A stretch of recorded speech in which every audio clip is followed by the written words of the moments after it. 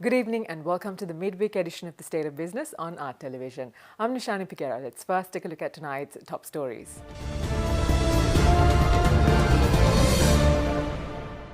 Cabinet approves standard packaging for tobacco products. Regulatory framework for electric vehicles to be introduced by end of June. In tonight's main story, during the weekly cabinet meeting yesterday, the government has decided to introduce a standard packaging for tobacco products with an aim to minimize consumer attraction towards tobacco. Accordingly, only two colors or black and white can be used, while no brand logos are allowed to be displayed. Addressing the Cabinet press briefing with regard to this decision, Health Minister and the Co-Cabinet spokesperson Dr. Rajatha Senaratne stated that as a comprehensive approach to control tobacco within the island, a ban on single cigarette sales will also be implemented soon. අද අලුතෙන්ම අපි ඊයේ සම්මත කරගත්තේ මේ plane packaging කියලා තිබෙන එක. ඒක කියන්නේ මේ 180 රූපය අවවාද වෙන් කරාම ඉතුරු 120ක් ඉතුරු වෙනවා. ඒවා වර්ණගත කරන්නේ නැතුව කෙනෙකුට ආකර්ෂණයක් නැති වෙන විදිහට එක්ක සුදු පැකට් එකේ කළුවෙන් ඒගොල්ලන්ට දෙත හැකි. ඒක ඒගොල්ලන්ගේ ඉදිරිපත් කරන්නට පුළුවන් මේ වෙළඳ නාමයයි නිෂ්පාදන නාමයයි නිෂ්පාදනයේ ප්‍රමාණය. සිගරට් 10ද 20ද කියන එක විතරයි. වෙන කිසිම දෙයක් ලියන්න බෑ. කිසිම ආකර්ෂණයක් නැති සිගරට් පැකට් එක තමයි 180ක් රූපමාවදත් එක නිකුත් කරන්නේ. මේක විශාල ජයග්‍රහණයක්. මොකද මේ FCTC ගිවිසුම කියන එක මේ දුම්කොළ විරෝධී ලෝක සෞඛ්‍ය සංවිධානයේ ප්‍රඥප්තිය මුලින්ම අත්සන් කරපු රට ආසියාවේ අපි. ඒ අපේ හිටපු සෞඛ්‍ය ඇමති සහ වර්තමාන ජනාධිපතිතුමා. ඒ නිසා මේකේ ප්‍රඥප්තියේ අපි සියලුම කරුණු ඉෂ්ට කළා ඉවරයි. තව එකයි අපිට තියෙන්නේ ඒ තමයි තනි සිගරට්ටුව විකිණීම තහනම් කිරීම. ඒකටත් මම කැබිනට් පත්‍රිකාව ගෙනලා තියෙන එකට කල්ලිල්ලුවා මම මේ මුදල් අමාත්‍යාංශයෙන්. දැන් මේකත් එක්ක අපි තමයි වැඩියෙන්ම දැනට ලෝකයේ මේ ප්‍රඥප්තිය ඉෂ්ට කරපු ඒවා ඉතුරු එකත් කරොත් අපි තමයි ලෝකයේ පළවෙනි රට මේ ප්‍රඥප්තිය සම්පූර්ණයෙන්ම ඉෂ්ට කරන. And now let's take a look at a few cabinet decisions in brief. The Cabinet of Ministers has approved the proposal to gazette the amended Bill for the Apartment Ownership Act and to submit it to Parliament. Relevant legislation has been prepared by the legal draftsman for the enactment of Apartment Ownership Special Provisions Act. A new national policy has been prepared with the intention of sustainable management and fair distribution of benefits of fisheries and aquatic fields and was approved by the Cabinet of Ministers. The proposal to enter into agreements with selected companies to explore petroleum reserves in the eastern coastal area and shallow sea areas was approved by the Cabinet of Ministers. Accordingly, attention will also be drawn into the exploration of petroleum reserves in land areas near the coast. In more developments tonight, Director General of Public Utilities Commission of Sri Lanka, Damitha Kumarasinghe, says that a regulatory framework for electric vehicles will be introduced by the end of June as Sri Lanka aims to phase out fossil fuel vehicles by 2040. During an exclusive interview with Art Television, Kumarasinghe ensured that relevant public consultations have been already made in this regard.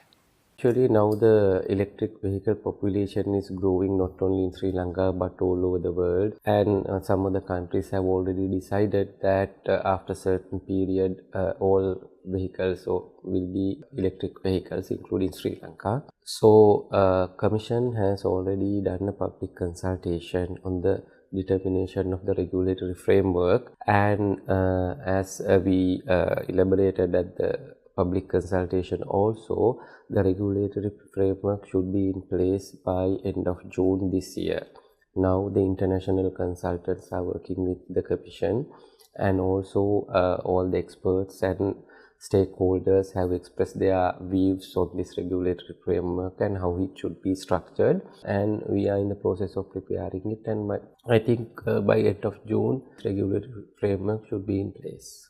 Actually 2040 is about 22-23 years from now, and most of the countries are moving towards this, and I think whether we like it or not, that is the direction, and the government has already given the direction very clearly where we should be in 2040, and to move into that level of electric vehicle penetration, we need to first have the regulatory framework, which, as I described, is the one that we are preparing now.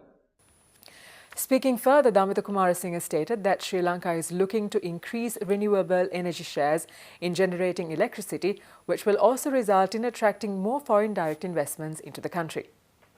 Actually, as I said, now we were discussing about the electric vehicle penetration, and with that the world is moving towards renewable energy, and the solar energy is coming to stay.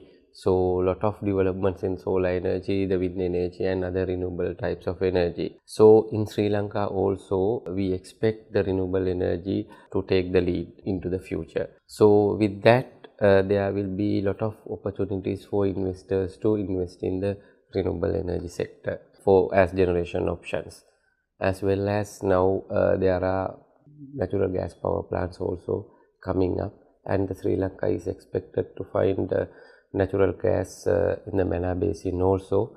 So in that area also there are investment opportunities for the people.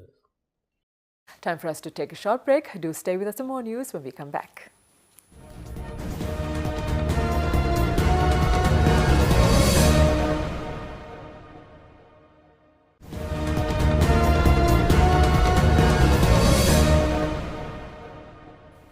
Welcome back. You're watching The State of Business. Master plans and the development control regulations of the Colombo Port City were presented to the Minister of Megapolis and West End Development, Partli Champika Ranawaka, during an event in Colombo last evening. Addressing the event, Minister Partli Champika Ranawaka stated that the port city is expected to bring new opportunities to the country. The industrial and infrastructure consulting firm Surbana Jurong and engineering consultancy Atkins were brought on board by the project company to prepare the DCR to the existing master plan, which was originally done by Swedish-based planning consultant Sweco. The Port City Colombo would be an extension of the existing city's central business district with 5 new districts. We came up with the megapolis concept with a mission to accomplish economic prosperity and enhance the quality of life of the citizens of Sri Lanka through creating well-designed, green, clean and smart urban settlement in strategic location of the country with the engagement of best design, engineering and town planning skills, state-of-art technology and world best practice. This is exactly what is happening today. An urban settlement is being built in a strategic location with the engagement of good town planning, the best design, state-of-art technologies and the best work practices. The DCR is the mechanism through which this will operate. It will be a city within a city, sitting on the edge of the Indian Ocean with world-class standards that will attract the right investor and long-term partners who will benefit our nation. Let's take a look at how the stocks performed today after this break.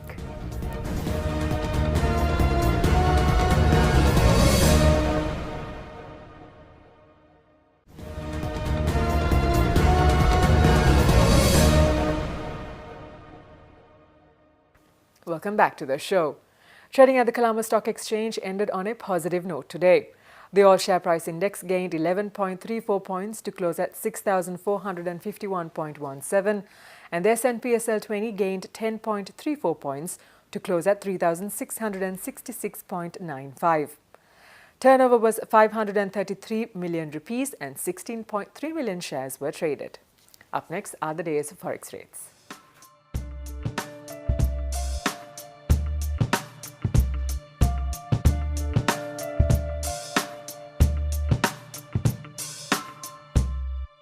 And that wraps up the show for tonight. We'll see you again tomorrow at the same time. Until then, thank you for joining us. Good night.